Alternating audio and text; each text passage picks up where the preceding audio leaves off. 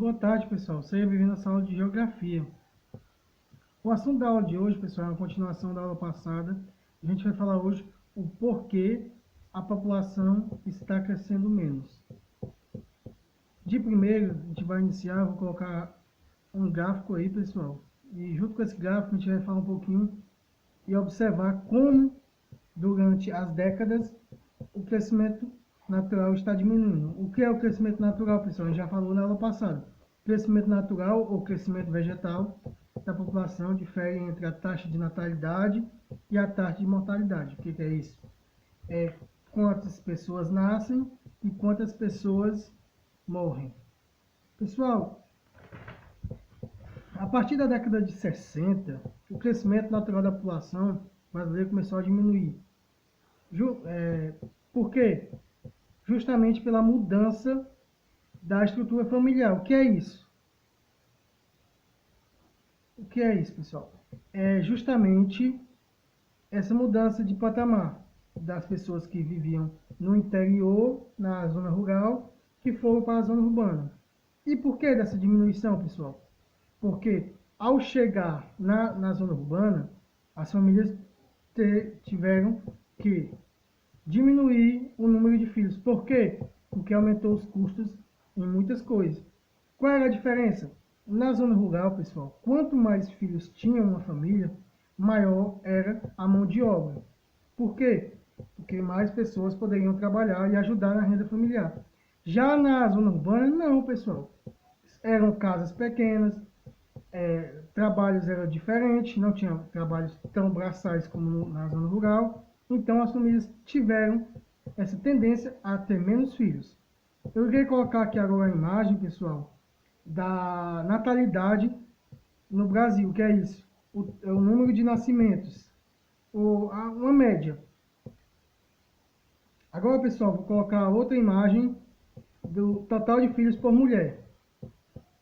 A primeira imagem, vocês vão ver aí, que em 1960, as mães tinham, por média, de 3 a 6,3 filhos. O que é isso?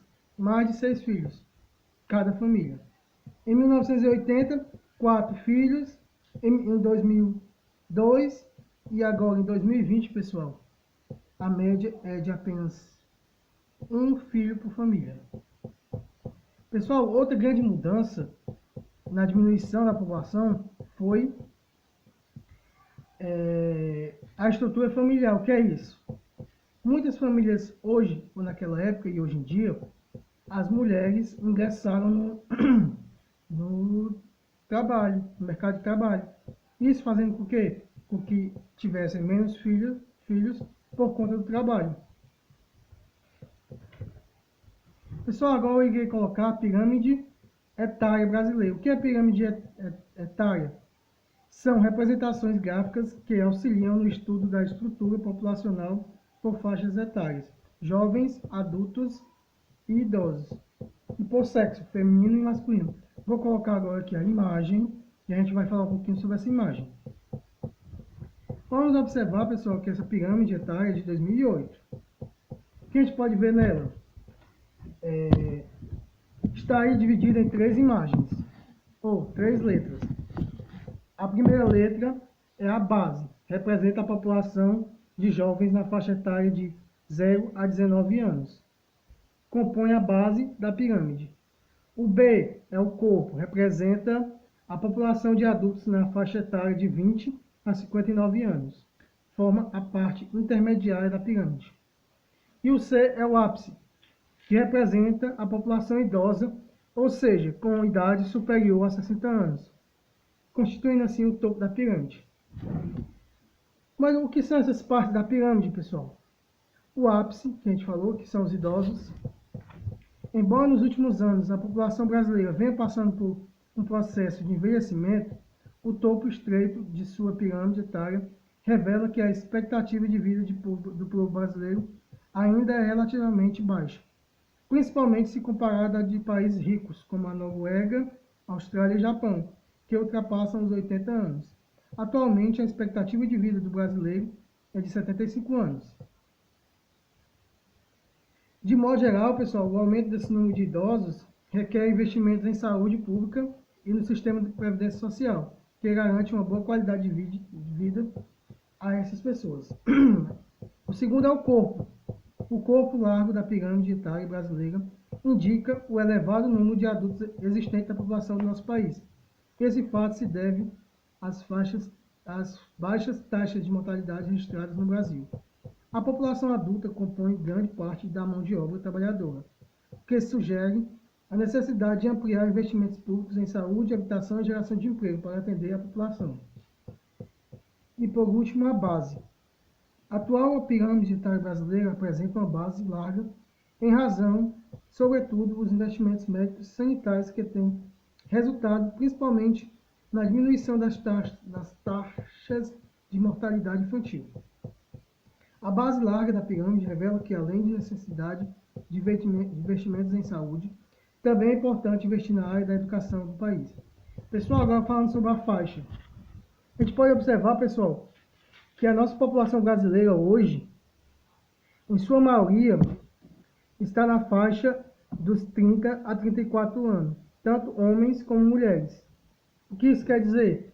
Que por conta da diminuição da população, desse crescimento populacional, pessoal, a tendência do nosso país é ter, daqui a uns anos, uma população idosa.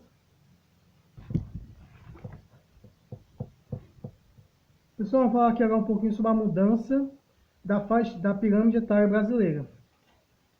As características da estrutura, pessoal, que eu vou colocar aqui as duas imagens agora, uma aqui e outra aqui, é que aqui a de 1980, a gente observa na pirâmide que as pessoas com acima de 60 anos eram muito poucas no Brasil. E em sua maioria eram de criança de 0 a 4 anos.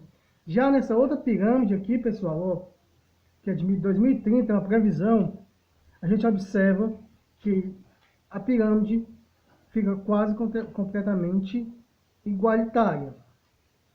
A gente vendo que a partir dos 0 a 4 anos até 74 anos, 70 e 74, a pirâmide. Continuando. Agora a gente vou passar as páginas da leitura, a gente fazer uma pequena reflexão depois, e a atividade.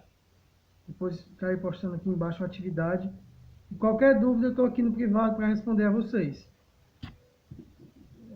Boa leitura, eu estou aqui acompanhando vocês.